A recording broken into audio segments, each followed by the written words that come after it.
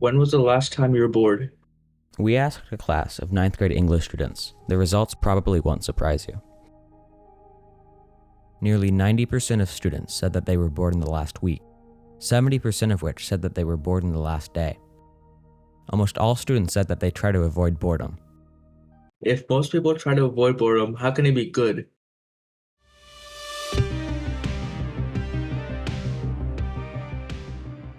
In 2017, Michael Stevens, more commonly known as his internet personality Vsauce, spent 72 hours in an isolation chamber. No timekeeping devices, no phones, no books, nothing to write on, no windows. The exact opposite of overstimulation, isolation. He says that we're constantly absorbing information. It thrives when stimulated. Between smartphones and books and movies and friends and family. Boredom is good, but to what extent? The truth is, we do get bored, we just try not to. As soon as we feel boredom creeping in, we begin to distract ourselves. Our society values work and work ethic. Society wants us to go out there and work hard. If we are bored, society likes to say that we are lazy and not being productive. Studies have found that in early stages of life lead to underdeveloped cognition and attention. As children, parents would be frustrated anytime we say we were bored. Boredom being a negative emotion would be seared into our brains, leading it to be perceived as bad.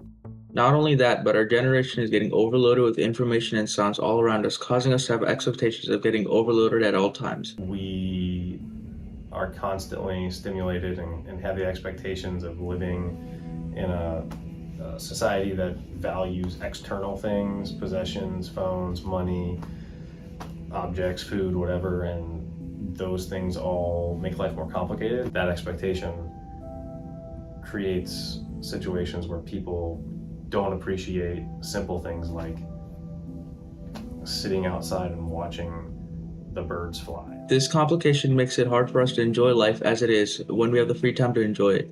We're always complaining about not having enough free time, but when we receive that free time, we feel bored and the feeling of wanting to do something productive. Expectations from others and yourself cause us to dislike feeling bored.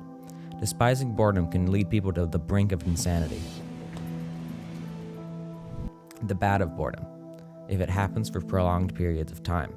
In one study, when a group of lab rats were subjected to flashlights and audio stimulation over a period of time, their cognitive abilities were severely hindered. Boredom has its benefits. It prevents you from being overstimulated, gives your brain a rest, and best, it's a break from the chaos.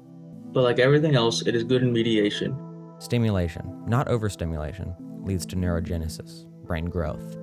In 2018, a study found that doing a boring task leads to more productivity after all. Ever work on a problem all day, only to find the solution once you take a walk, take a break to eat lunch, or lay in bed?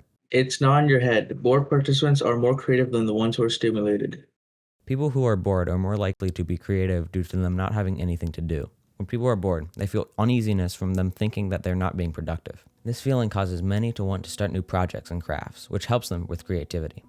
Quarantine is a perfect example. When COVID took over 2 years ago, many people were forced to stay home, causing them to have loads of free time and nothing to do. So many people took it upon themselves to start learning new things to keep themselves busy.